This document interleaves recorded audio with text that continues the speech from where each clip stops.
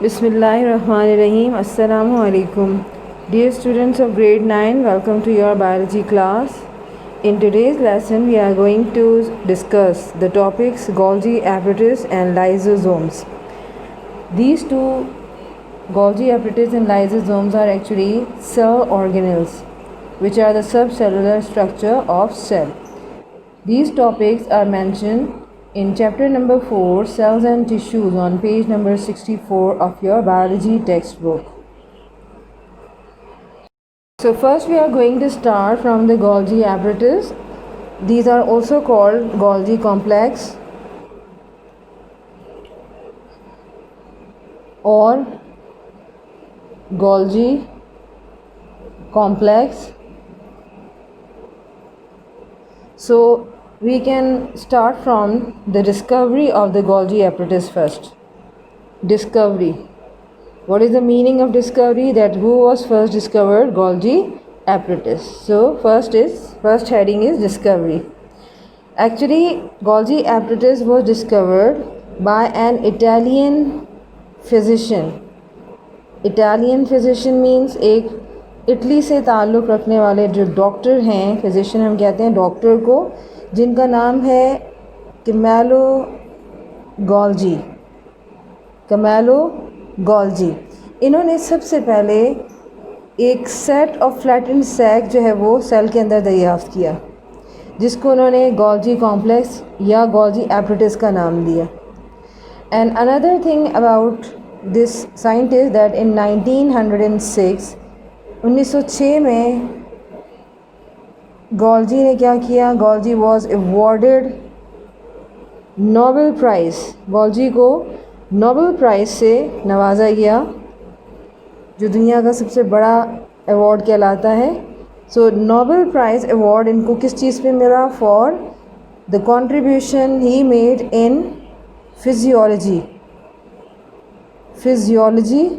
As well as medicine, क्योंकि इनका ज़्यादा जो प्रोफेशनल जो इनका बैकग्राउंड था वो डॉक्टर थे, लिहाजा उन्होंने फिजियोलॉजी और मेडिसिन की फील्ड में बहुत ज़्यादा काम करते हुए अपना एक अवार्ड इन्होंने हासिल किया, जिसको नोबेल प्राइज़ कहा जाता है, और ये उन्होंने 1906 में हासिल किया। लिहाजा एक इटालियन फिजिशियन कैमेलो गोल्जी की ये दरियाफ्त है, जिन्हें हम आज गोल्जी एपरेटिस और गोल्जी कॉम्प्लेक्स के नाम से जानते हैं, क्योंकि गोल्जी का जो वर्ड इसमें इस्तेमाल किया गया है वो नेम ऑफ साइंटिस्ट की बेस पर किया गया है। Another heading which you want to provide here after discovery is structure of Golgi apparatus. So the next heading, Golgi complex और एपरेटिस बेसिकली क्या है ये स्ट्रक्चर? गोल्जी कॉम्प्लेक्स या एपरेटिस आपका एक सेट है, यानी एक पूरा बंडल है, सेट ऑफ फ्लैटेंड का मतलब क्या है? चपटे, जो ज़्यादा चौड़े ना हों बल्कि चपटे हों। और सैक्स किसे कहते हैं? बैग्स को। तो एक ऐसे चपटे बैग्स पर मुश्तमिल एक सेट है, एक बंडल है, जिसका नाम है सिस्टर्नी, कॉल्ड एज सिस्टर्नी। आप यूँ भी लिख सकते हैं, called as cisternae.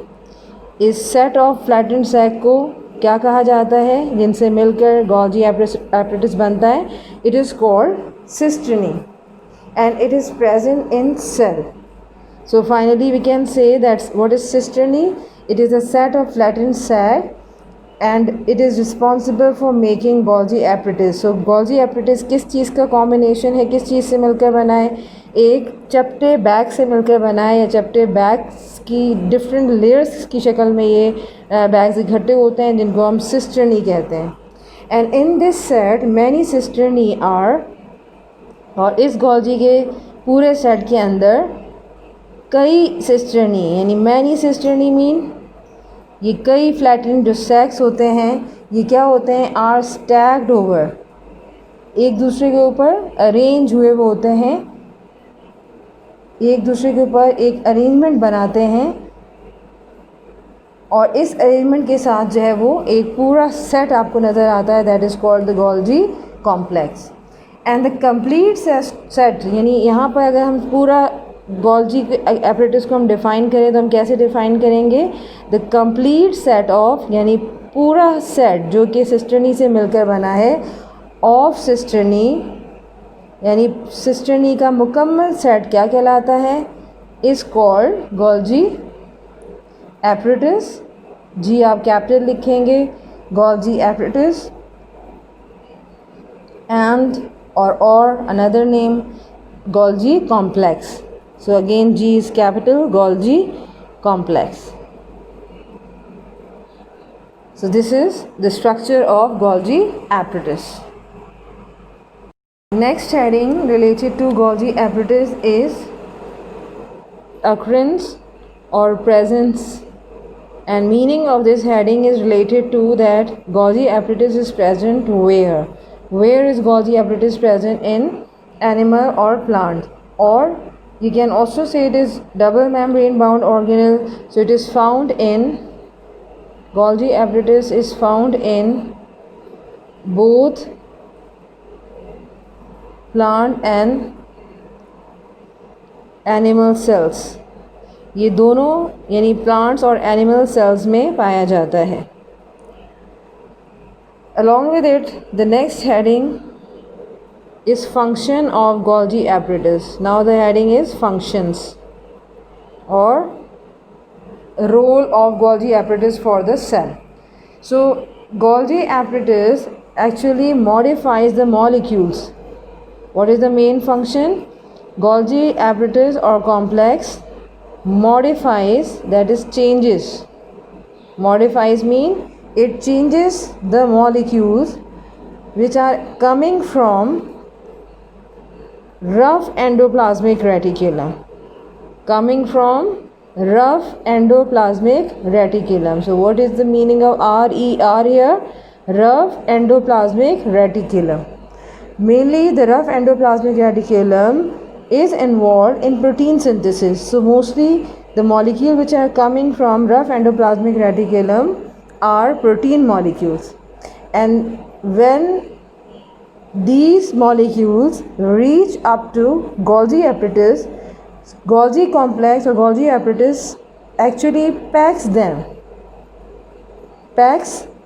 these molecules or packs them into small membrane,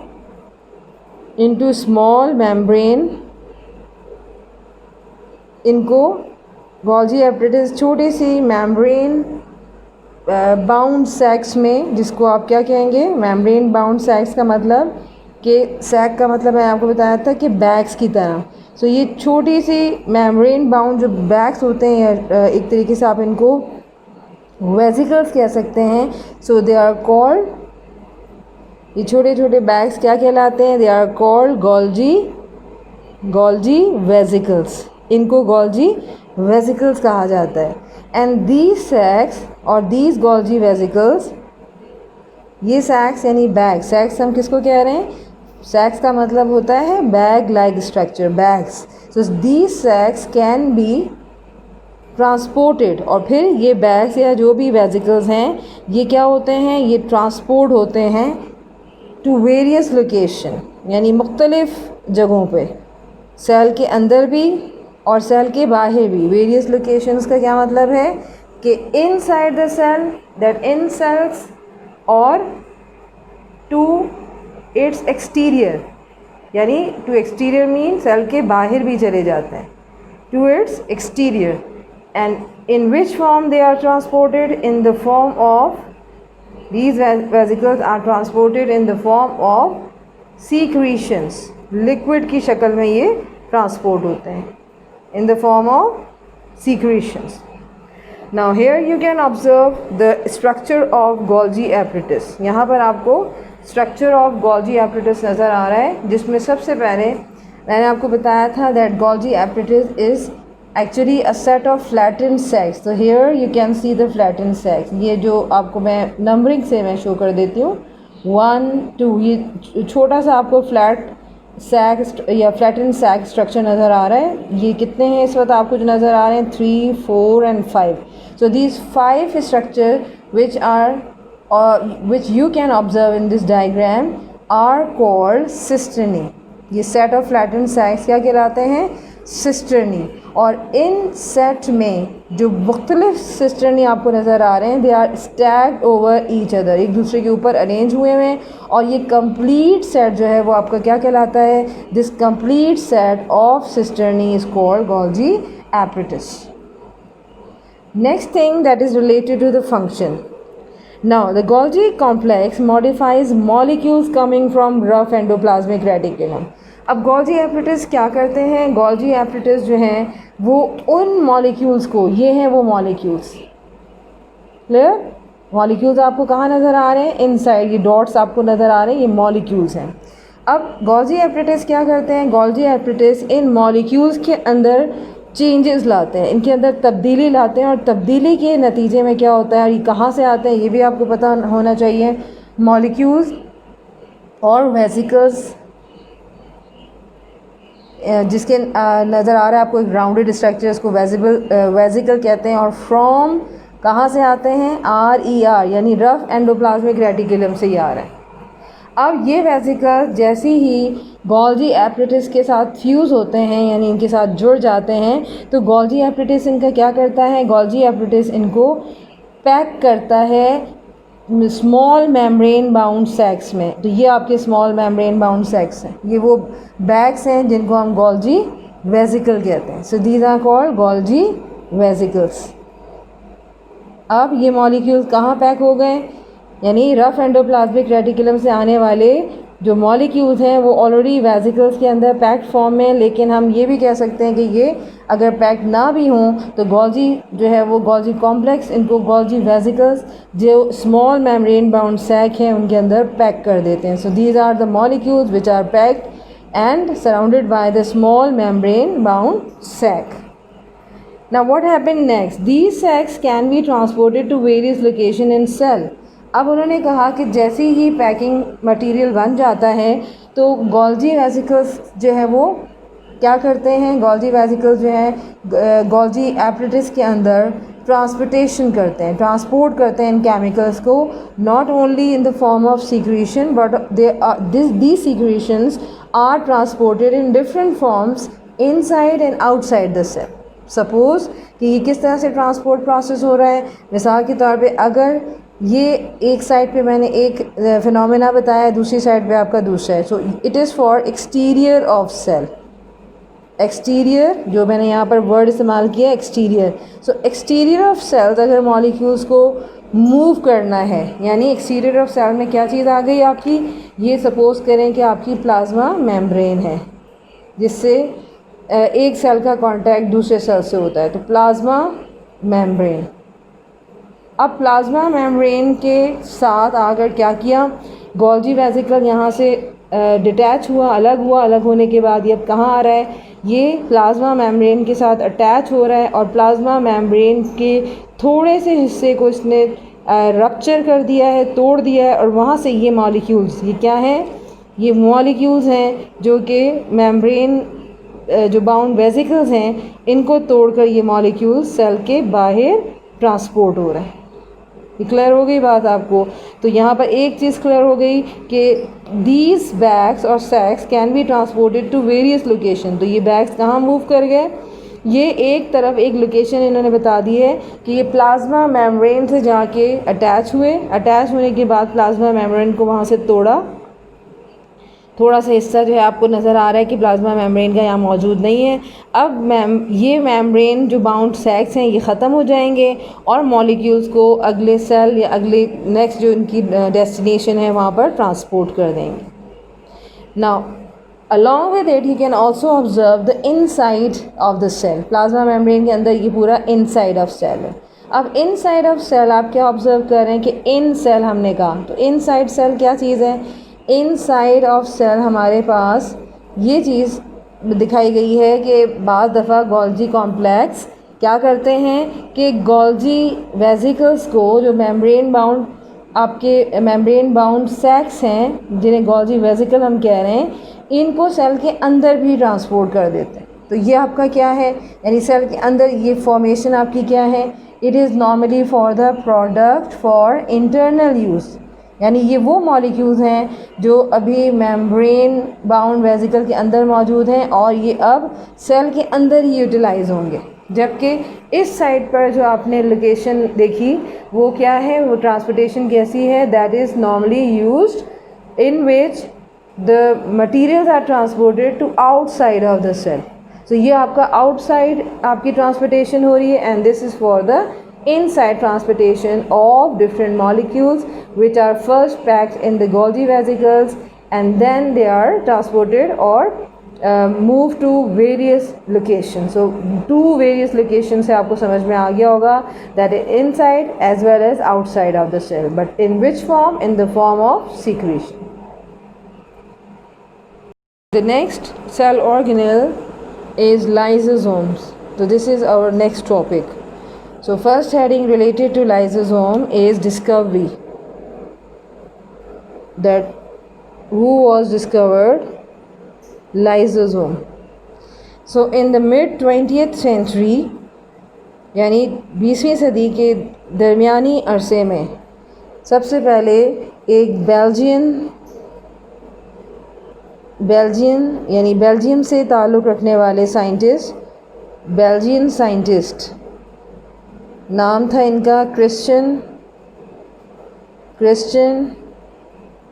रैनी भी ने पढ़ा जाता है, D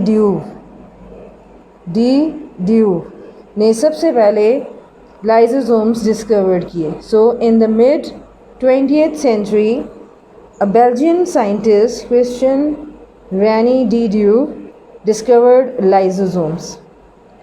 Next heading that will be related to the structure, but you must know the contribution of the Belgian scientist, and he was awarded Nobel Prize for his different achievements, especially in physiology and medicine in 1974. तो आप ये भी mention कर सकते हैं that he was awarded Nobel Prize. उन्होंने Nobel Prize जो है वो हासिल किया था किस साल में? 1974 में। और 1974 में जिस कंट्रीब्यूशन पे उनको ये इनाम मिला वो फील्ड थी इनकी फिजियोलॉजी एंड मेडिसिन, यानी वही फील्ड जो कि अभी मैंने आपको कैमालो गोल्जी के लिए बताई थी। So this will be the discovery of lysosome. Now another heading is structure. Heading is structure of lysosome. So if we'll talk about the structure, then these are single membrane bound organelles. Lysosome की ख़ास बात क्या है कि ये these are single membrane, ये एक ही single membrane से पर मुश्तमिल जो है वो organelle है। single membrane का क्या मतलब होता है? सिंगल मेम्ब्रेन का मतलब होता है कि इनके अतराफ़ में सिर्फ एक मेम्ब्रेन होती है, ये डबल मेम्ब्रेन बाउंड ऑर्गेनल नहीं है।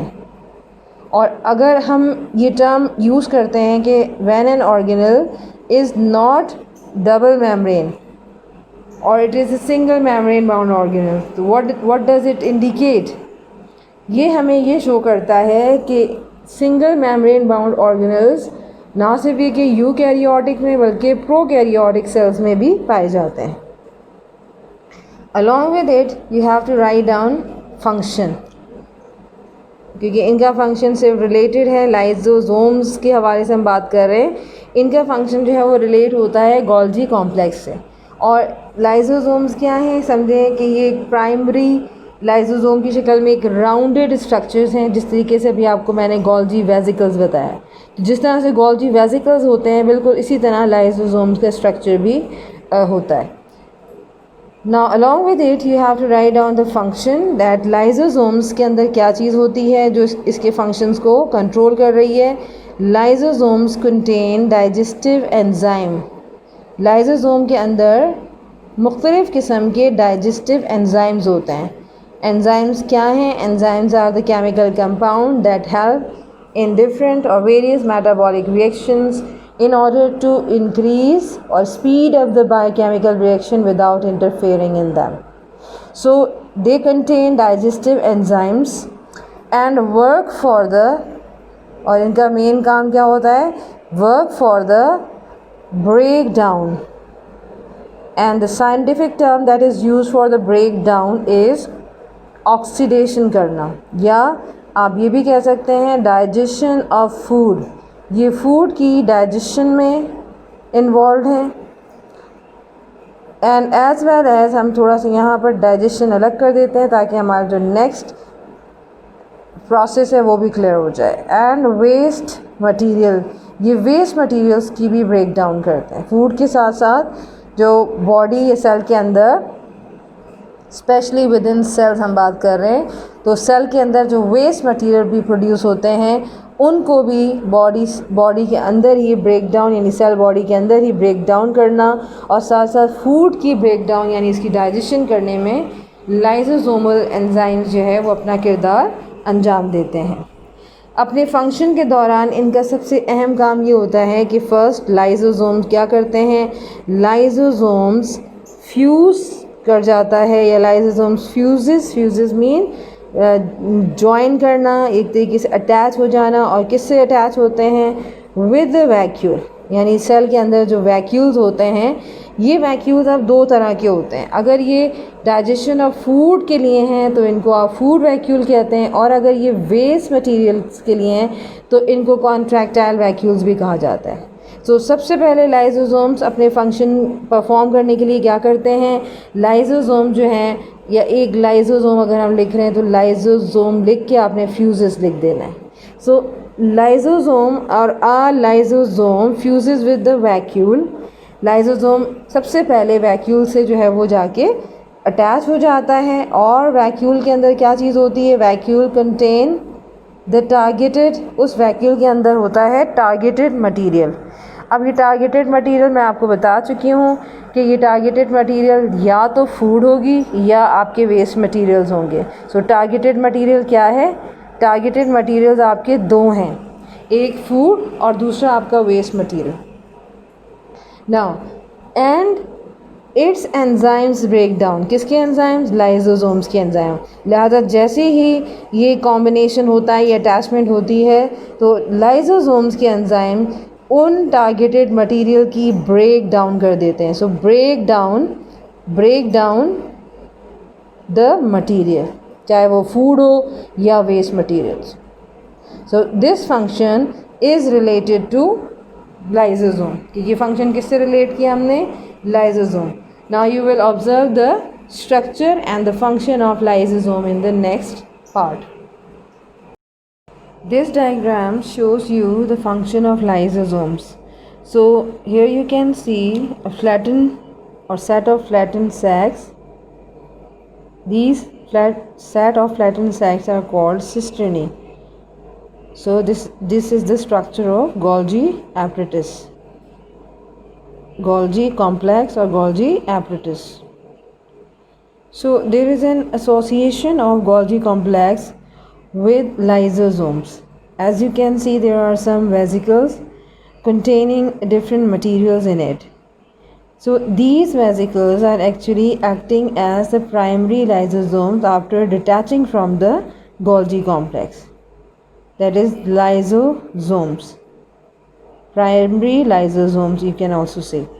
So primary lysosome, here you can observe lysosome after detaching from the Golgi apparatus. These primary lysosomes are actually attached or fused with the vacuole containing the targeted material. So this is the targeted material, and targeted material contain two types of material in them. That is, the targeted materials means either you can say the food material or it can be the waste material as well. Suppose the targeted material is food, so these targeted materials are present in the vacuole. So this is the vacuole present outside, vacuole. So the targeted materials are stored in the vacuole, which is acting here as a food vacuole.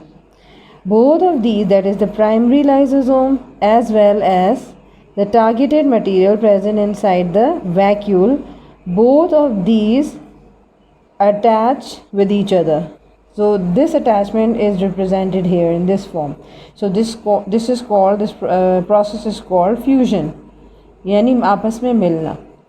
Primary lysosome Golgi apparatus से detach यानी अलग होने के बाद अब primary lysosome बिल्कुल अलग आपको नज़र आ रहा है इन the form of a vesicle and it actually contains the digestive enzymes. इनके अंदर क्या होते हैं? इनके अंदर डाइजेस्टिव एंजाइम्स होते हैं जो कि ब्रेक डाउन का काम करते हैं। सो जब प्राइमरी लाइसोसोम आपके टारगेटेड मटेरियल के साथ अटैच हो जाता है यानी वैक्यूल के साथ अटैच हो जाता है तो इस फ्यूजन को यानी इस मिलने के अमल को आपको फ्यूजन कहा जाता है। और इस मिलने के अमल के नतीजे में आपका जो आपका लाइसोसोम है वो आपको यहाँ नज़र आ रहा है, जबकि टारगेटेड मटेरियल आपको ब्लैक कलर में नज़र आ रहा है। अब ये दोनों फ्यूजन हो चुकी है यानी दोनों का आपस में एक तरीके से ज्वाइनिंग हो गई है और ज्वाइनिंग के नतीजे में आपके सामने ये स्ट्रक्चर आ गया। Now what happens next, that due to the presence of the digestive enzymes present in the lysosome, targeted material, which is now in the case food, it can be the waste material, this targeted material is actually broken down in different pieces.